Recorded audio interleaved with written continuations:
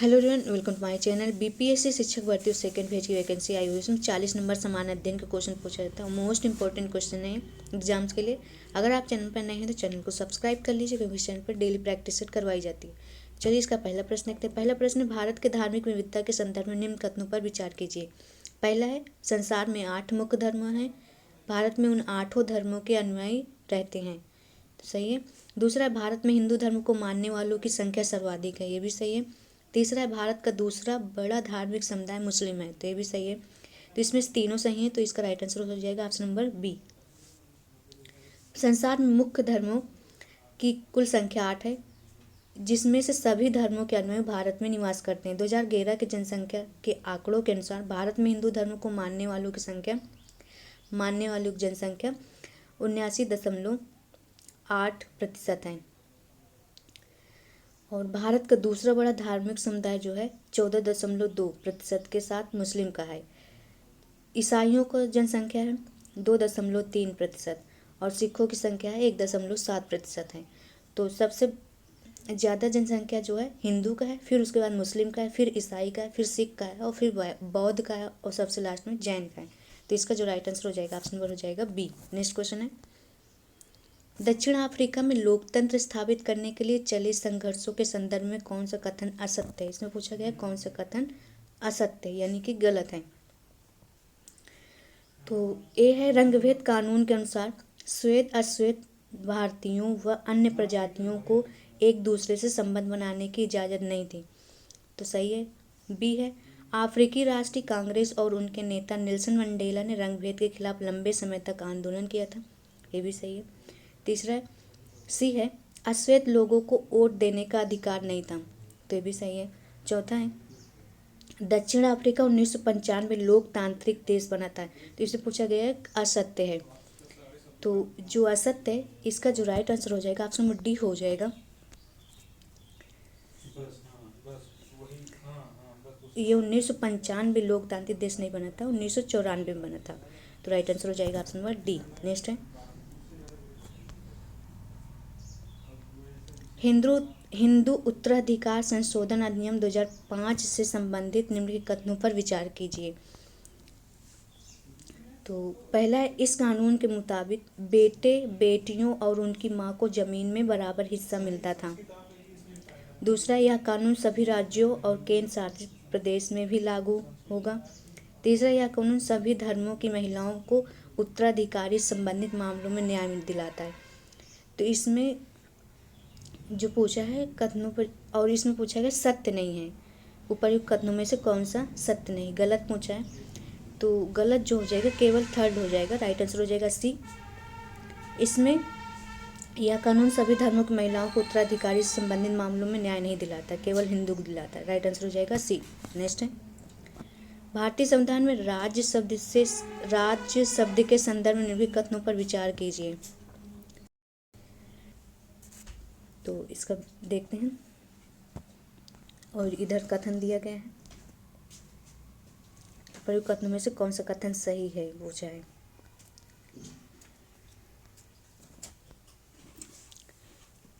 पहला है, राज्य का मतलब राज्य सरकारों से है, तो ये गलत है।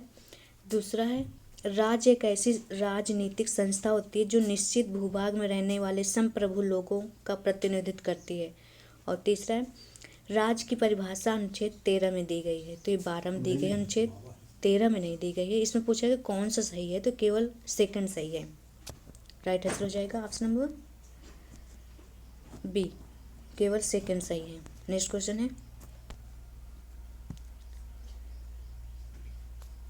क्वेश्चन है, दुनिया भर में जलपूर्ति की जिम्मेदारी सरकार पर रही है, निजी जलपूर्ति व्यवस्था के उदाहरण बहुत कम है। इसके संदर्भ में निम्नलिखित कथनों पर विचार कीजिए। पहला है, ब्राज़ील के पोर्तो एलेग्रे शहर में बहुत सारे लोग गरीब हैं, लेकिन शिशु मृत्यु दर बहुत कम है, जिसका प्रमुख कारण औसत कीमत पर स्वच्छ पेयजल उपलब्ध कराना है। और दूसरा है, बोलीविया में जलपूर्ति व्यवस्था निजी हाथों में देने से पानी के कीमत में भारी इजाफा हुआ है, जिसके कारण दंगे फैल गए, जिससे सरकार को जलापूर्ति व्यवस्था दोबारा अपने हाथों में लेनी पड़ी थी। तो इसमें पूछा है कौन सा सही है, तो दोनों सही हैं। इसका राइट आंसर हो जाएगा option number C. Next question है, विभिन्न राजनीतिक दलों के सांसदों से मिलकर संसद बनती, संसद के चुनाव हो जाने के बाद संसद के कार्यों के संदर्भ में निम्नलिखित कथनों पर विचार कीजिए। पहला है राष्ट्रीय सरकार का चुनाव करना। दूसरा है सरकार को केवल मार्गदर्शन देना, नियंत्रण स्थापित नहीं करना। तीसरा है कानून बनाना। इसमें पूछा है कौन सा कथन असत्य है, तो इसमें पूछा है असत्य है, तो केवल सेकंड सही होगा। राइट आंसर हो जाएगा option number B. Next question है, सांसदों के अयोग्यता संबंधी विवाद पर कौन निर्णय लेता है, तो कौन निर्णय लेता है सांसदों के अयोग्यता संबंधी विवाद पर, तो ये लेते हैं राष्ट्रपति निर्वाचन आयोग के परामर्श से। राइट आंसर हो जाएगा ऑप्शन नंबर डी। नेक्स्ट है, हमारे संविधान में किसी एक भाषा को राष्ट्रभाषा का दर्जा नहीं दिया गया, राजभाषा के संदर्भ में कौन सा कथन असत्य है, कौन सा कथन असत्य है पूछे हैं, तो इसका देखते हैं कौन सा कथन असत्य है।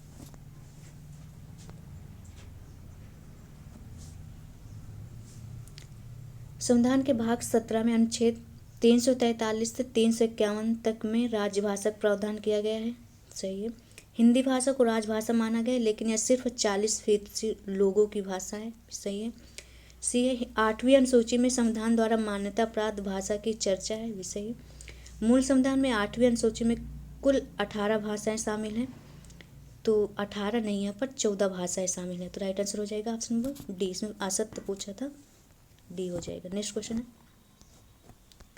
राष्ट्रीय मतदाता दिवस कब मनाया जाता है, राष्ट्रीय मतदाता दिवस कब मनाया जाता है, तो ये मनाया जाता है 25 जनवरी को। राइट आंसर हो जाएगा option number B. Next question है, निम्नलिखित को सुमेलित कीजिए। निम्नलिखित को सुमेलित करना है, तो इसका देख लेते हैं। सीपीआई का हो जाएगा सीपीआई 1925,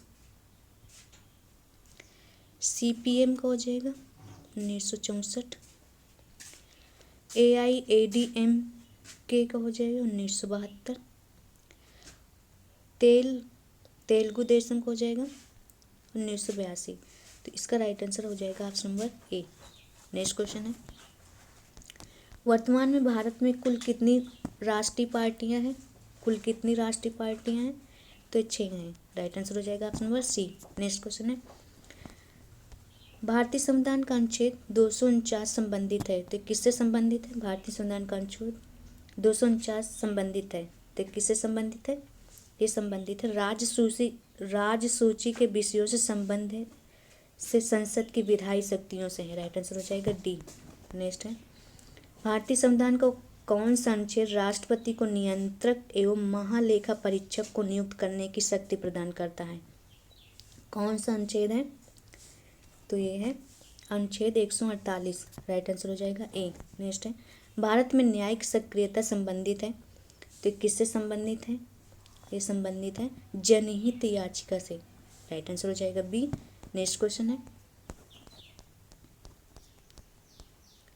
भारतीय संसद के दोनों सदनों की संयुक्त बैठक होती है, भारतीय संसद के दोनों सदनों की संयुक्त बैठक होती है, तो ये होती है साधारण विधेयक के संबंध में। राइट आंसर हो जाएगा option number D.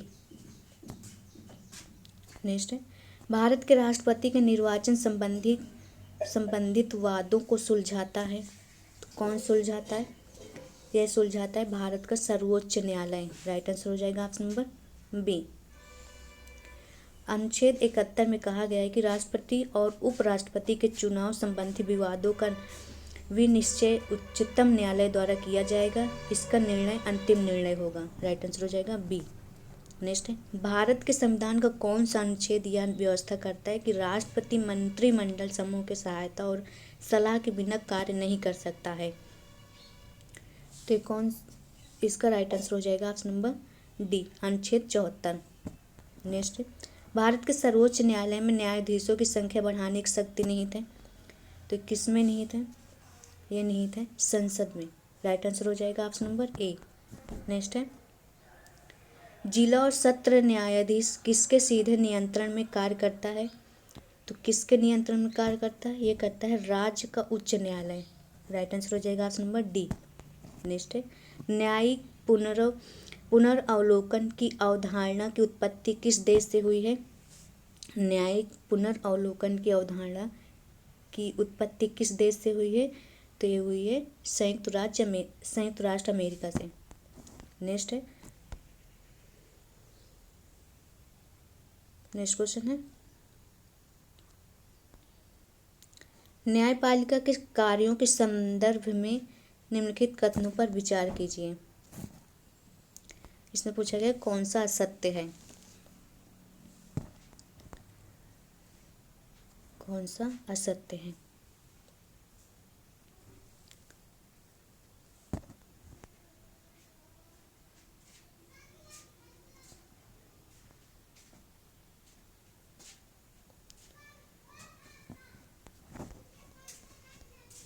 Next question है,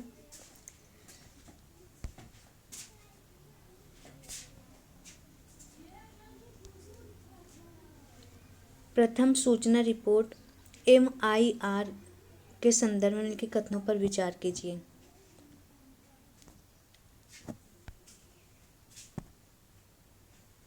संज्ञेय अपराध की सूचना मिलने पर थाने के प्रभारी अधिकारी को फौरन FIR दर्ज करनी चाहिए। पुलिस को यह सूचना केवल लिखित रूप में दी जा सकती, तो सही है।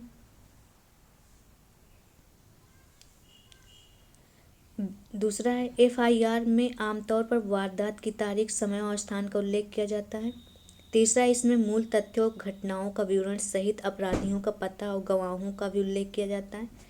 और चौथा है, शिकायत करने वाले को पुलिस से FIR की एक नकल मुफ्त पाने की कानूनी अधिकार है।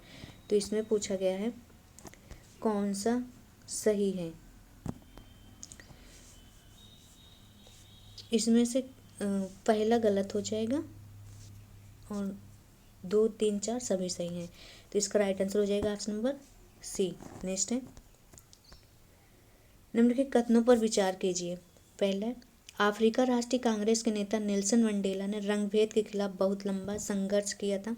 सही है। दूसरा है, अफ्रीका में 1992 में रंगभेद की नीति को खत्म किया जा सका। तो इसमें पूछा है कौन सा कथन सत्य है? तो केवल एक सही है। तो इसका राइट आंसर हो जाएगा ऑप्शन नंबर ए। अफ्रीका राष्ट्रीय कांग्रेस और उनके जाने माने नेता जो थे नेल्सन मंडेला ने रंगभेद के खिलाफ बहुत लंबे समय तक संघर्ष किया था और 1994 में उन्हें सफलता भी मिली थी। तो इसका राइट आंसर हो जाएगा ऑप्शन नंबर ए। इसमें 92 लिखा है तो 94 होगा। नेक्स्ट क्वेश्चन है,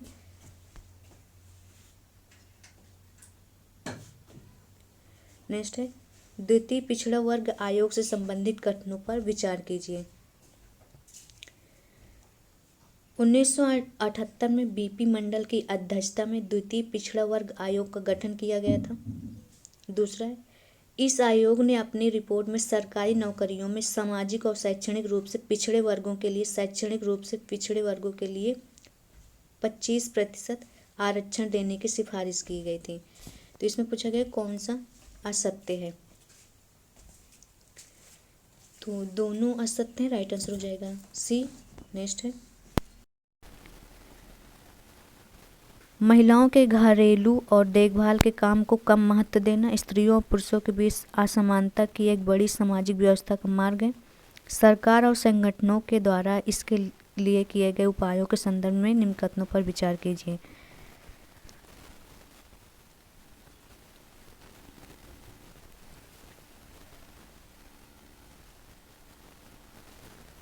इसमें पूछा गया कौन सा कथन, इसने पूछा बताया ही नहीं कुछ, कौन सा कथन सही है?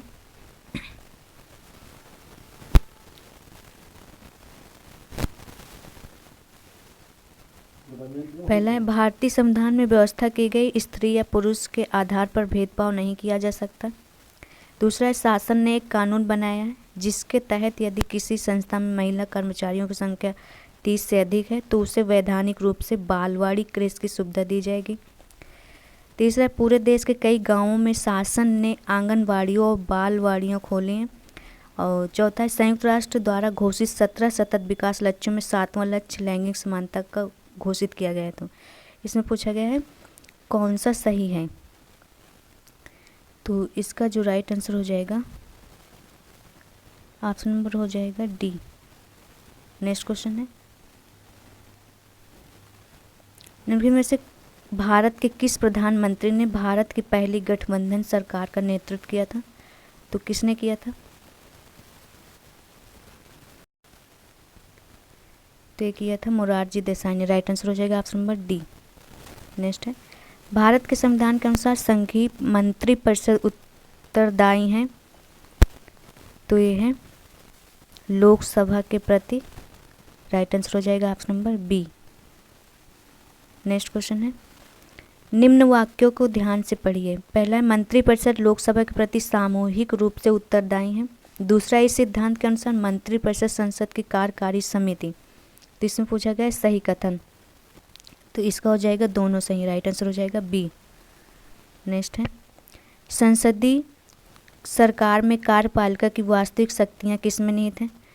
तो किस में निहित हैं? तो ये निहित है मंत्रिपरिषद में। राइट आंसर हो जाएगा बी। नेक्स्ट है,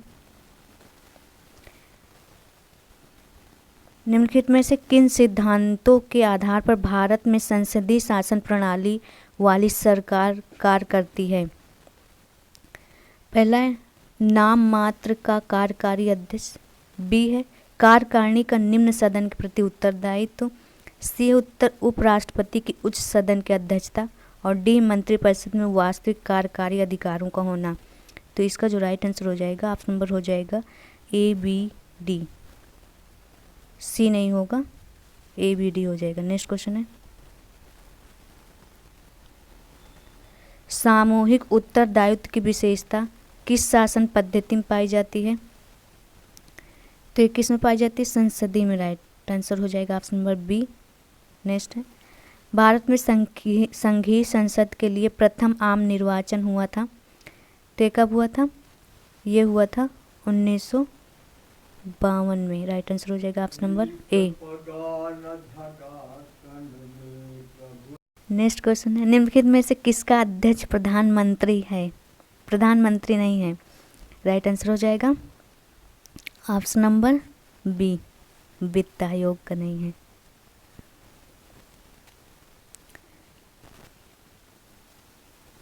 लोकसभा सदस्य की अयोग्यता के प्रश्न पर निर्णय किसके द्वारा लिया जाता है? तो किसके द्वारा लिया जाता है? लोकसभा अध्यक्ष के द्वारा। राइट आंसर हो जाएगा ऑप्शन नंबर सी। नेक्स्ट है, भारत में निम्नांकित प्रधानमंत्रियों का सही कालानुक्रम बताइए। भारत में निम्नांकित प्रधानमंत्रियों का सही कालानुक्रम क्या होगा? तो सबसे पहले होगा मोरारजी देसाई का, पहले नंबर पर हो जाएगा। और फिर उसके बाद होगा राजीव गांधी का, और फिर वीपी सिंह का तीसरा नंबर, फिर चंद्रशेखर। तो इसका राइट आंसर हो जाएगा option number C. Next question है, निम्नलिखित में से किसने अनुच्छेद 356 को सुरक्षा कपाट कहा था? तो किसने कहा था? ये कहा था डॉक्टर BR अम्बेडकर ने। राइट आंसर हो जाएगा डी। नेक्स्ट क्वेश्चन है,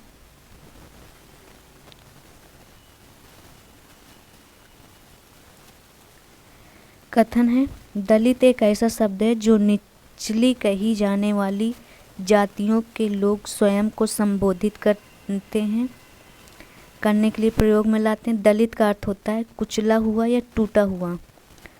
और दूसरा कथन क्या है? ओम प्रकाश वाल्मीकि 1950 से 2013 तक एक प्रसिद्ध दलित लेखक हैं। अपनी आत्मकथा में जूठन में उन्होंने एक दलित बालक के रूप में बड़े होने के अपने अनुभवों को लिखा है। इसमें पूछा गया है कौन सा सही है? तो इसका राइट आंसर हो जाएगा सी, दोनों सही हैं। नेक्स्ट है,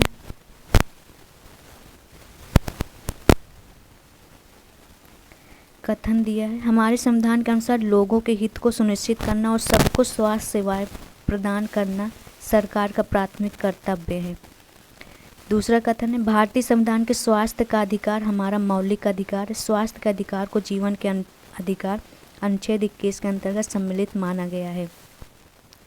तो इसमें से दोनों सही हैं, राइट आंसर हो जाएगा ऑप्शन नंबर सी। नेक्स्ट है,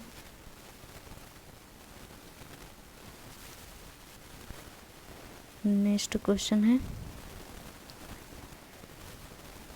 राष्ट्रीय स्तर के मीडिया के द्वारा स्थानीय मुद्दों पर ध्यान नहीं दिया जाता, जिसके कारण स्थानीय समाचार माध्यम तेजी से बढ़ रहे हैं। इस संदर्भ में निम्नलिखित कथनों पर विचार करना है और इसमें कौन सा सत्य है पूछा है।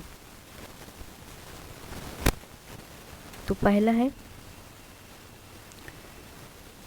खबर लहरिया नामक स्थानीय समाचार पत्र उत्तर प्रदेश के चित्रकूट जिले से निकलता है। दूसरा, इसे 10 दलित महिलाओं के द्वारा हर 15 दिन पर निकाला जाता है। और तीसरा, इसकी भाषा अवधि है। चौथा, इस समाचार में दलितों से संबंधित विषयों, स्त्रियों के प्रति हिंसा और राजनीतिक भ्रष्टाचार से संबंधित रिपोर्ट होती है। तो इसमें पूछा गया कौन सा सत्य है। तो कौन सा सत्य है? 2 और 3 दोनों असत्य हैं। राइट आंसर हो जाएगा बी। नेक्स्ट है, वस्त्र उत्पादन श्रृंखला में सभी को एक जैसा लाभ नहीं प्राप्त होता है। बाजार में समानता स्थापित करने के लिए संदर्भ में निम्नलिखित कथनों पर विचार कीजिए। इसमें सही कथन पूछा है। पहला है, बाजार में समानता स्थापित करने के लिए सहकारी संस्थाएं एक अच्छा विकल्प है। तो सही है। संयुक्त राष्ट्र के द्वारा घोषित 17 सतत विकास लक्ष्यों के सतत विकास लक्ष्य में 8 उचित कार्य और आर्थिक वृद्धि है। सही है। तीसरा, भारतीय संविधान में इसको लक्षित करते हुए अनुच्छेद 43 का और 43 खा शामिल किए गए हैं। तो ये सही है। तो इसमें से जो है सभी कथन सही हैं। राइट आंसर हो जाएगा डी।